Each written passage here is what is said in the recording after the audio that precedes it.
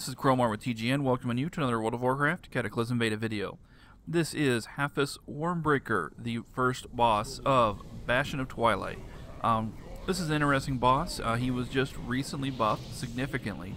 He's actually a lot different than he was when he was first introduced for a short period about 2 weeks ago. So if you have attempted him, if you're in the beta and you've attempted him and you down him effortlessly the first time, and you didn't want to even fight him again because he was too boring, well, you gotta give him a shot. He's a little bit more interesting now. This first attack, we kind of went in quasi-blind since we didn't know how the fight had changed, so it did change quite a bit. The damage on the tank with our configuration of Drakes was incredibly intense, and that's pretty much why we instantly died. So let's talk about these fight mechanics now that we're on to our first real attempt. There's 5 Drakes at the start. There's the Storm Dragon, which you see there is unconscious. We have the Slate Dragon, the Time Warden, the Nether Scion, and the Emerald Whelp Pack. Now, at the start of the fight, 3 of those dragons will be awake, and the other 2 will be inactive. It used to be 2. That's part of the buff. Having 3 dragons up now adds a lot more challenge to the fight. It's still not really difficult, and it's still actually a lot easier than the bosses in Blackwing Descent, but at least it makes it a lot more interesting. Now, each of the dragons have different abilities that either make the fight harder or make it easier when you release them, and so on and so forth. We started with the Time Warden. The reason is when you see these little fireball circles, these little rings on the ground, there's another Drake flying around shooting fire at the ground while we're fighting. If you don't free the Time Warden, you don't get any warning about where the fireballs are going to land, and they target you, and I don't think they're avoidable. We were trying to avoid them in the future, and it didn't work. So, freeing the Time Warden allows you to dodge the fireballs. If you don't have if the Time Warden is not freed, then the healers have a really difficult time keeping up with the damage. And speaking of having a difficult time keeping up with the damage, the tanks got destroyed. The healers simply could not keep up with the damage on the tank because of the abilities granted by the other 2 Drakes. Now keep in mind that every week when the raid resets, you get a different combination of Drakes at the start, 3 out of the 5. And this combination we got, of course, was Time Warden, Slate Dragon, and Nether Scion. Now, the reason that the tank got destroyed, as you saw, is that the Nether Scion and the Slate Dragon kind of conspire to kill a tank if they're up at the same time. The Nether Scion gives a 100% increased attack speed buff, which is probably the worst out of all the different buffs that he gets from his dragons. The Slate Dragon gives him a Mortal Strike effect. It stacks up pretty quickly, moderately quickly, but it also falls off pretty fast. So it can actually be beaten by simply doing tank switching, which we will see in a couple of attempts. We'll start doing that. Now, in this attempt, we tried to kill the Slate Dragon first, and as you're going to see, that doesn't go very well for us at all. So we free him, and then of course he enslaves him right after, in case you didn't see that last time. Now, as soon as he enslaves him, we're going to start DPSing, but it's not going to go very well, and you'll see why very quickly. You see how the fireballs are just hitting, you get no warning? Yeah, exactly. That's the problem. So here's the melee stacking up, not realizing what's happening, and we just got absolutely hammered with instant death. So that's what happens if you don't pick the Time Warden first. You get the instant death fireballs. Now, I want to keep in mind that these fireballs are actually not that powerful. The reason that they were instant death in that case was that we were stacked up.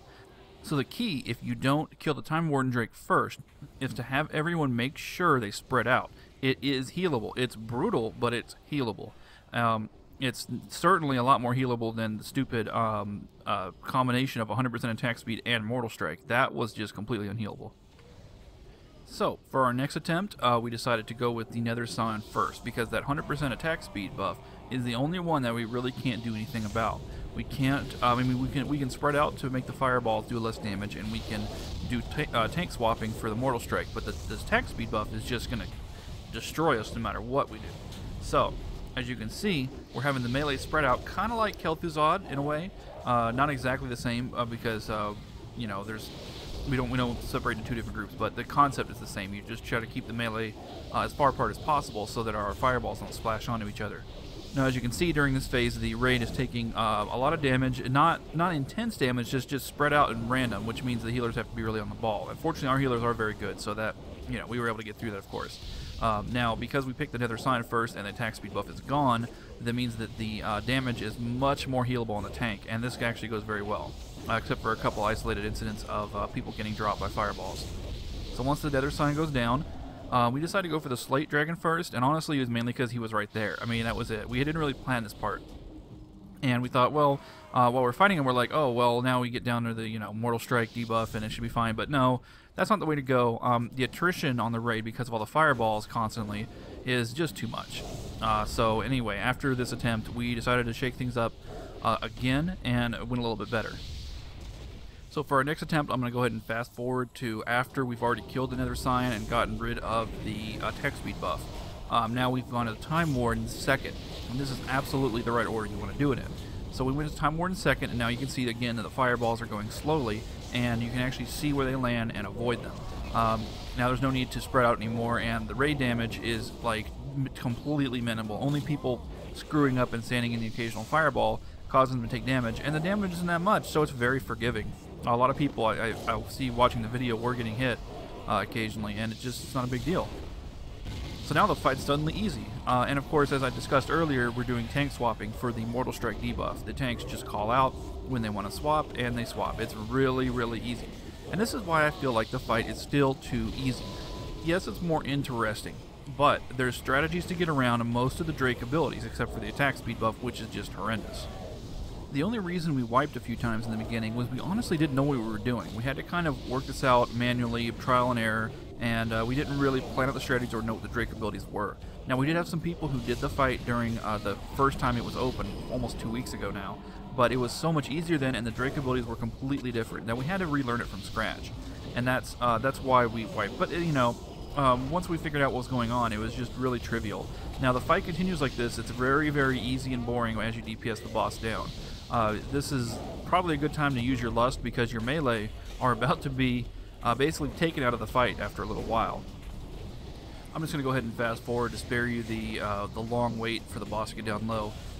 Just keep in mind that we did not kill the Slate Dragon in this attempt. We actually left him up, thinking that we could just tank swap around the debuff. But here's what happens: you get him down low, and he starts this whirlwind attack.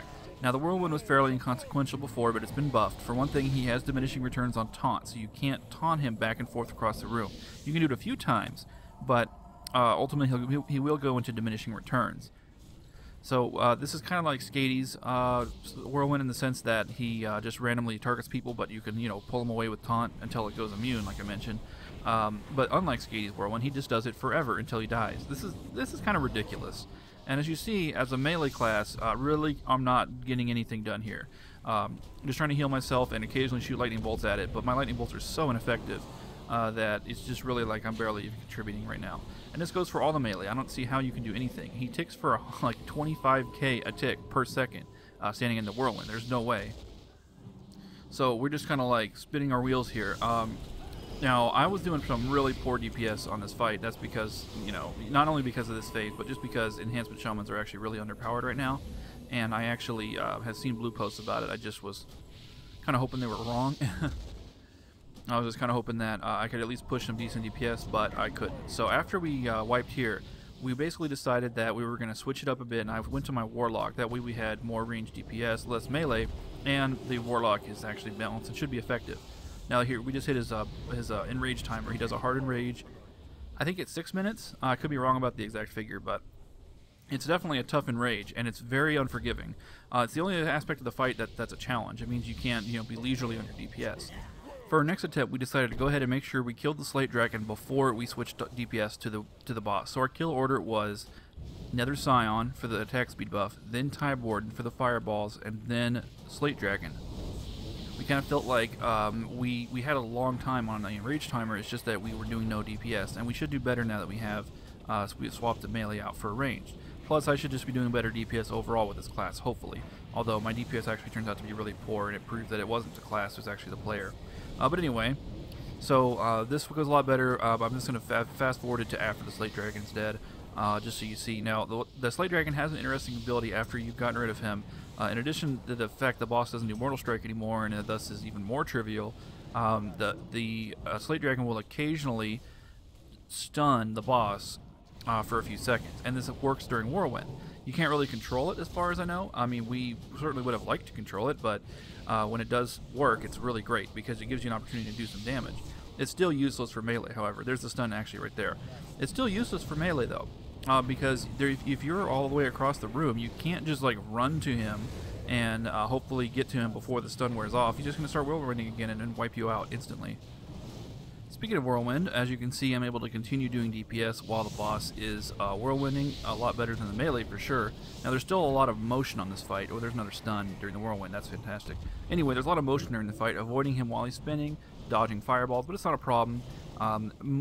Virtually every caster class now has mechanics to get around motion fights with a lot of motion. For example, Fell Flames to regenerate Immolate, and Soulburn Soulfires for the Warlock. That's pretty awesome. Other classes, you know, Hunters have their aspect of the Fox. Mages are a little screwed in this department. I mean, they have their Moving Scorch, but it's not that powerful. But anyway, so we still hit the Enrage timer here. Pretty bad, right? Well, he still gets stunned during the Enrage timer, and he still has. If you've been watching the numbers carefully, you know there's obviously he's getting some kind of debuff causing him to take extra damage, and there he goes. He went down. Yeah, he died during Enrage timer, thanks to that stun. And boy, I wish I got that trinket on my my shaman. Too bad. Anyway, yeah, very easy fight. Once we figured out what we were doing, we one-shotted it pretty much. I think there was one extra wipe that I edited out after we figured out what we were doing, but pretty much, unless you screw up, stand in the fireballs, stack up at the wrong phase. I mean, there's not much else you can do really to cause a wipe, except for just not hitting the rage timer, and that's it. And he's a very easy fight. I just think that they need to improve the fight by making the Drake portion harder and doing something about the Whirlwind. I think it's just kind of stupid. I think that the concept of a fight where the melee cannot contribute is very archaic, and I hope that they fix that. So that does it for Halfus Wyrmbreaker, first boss of Bastion of Twilight, a normal 10-man regular. Needs a buff, but otherwise it's pretty fun, and I really enjoyed all the fireball dodging and all the action in the fight. It was actually more fun to play than it was to watch, I think. But anyway, thanks for watching. This is Cromar with TGN, as always, asking you to please rate, please comment, and please subscribe.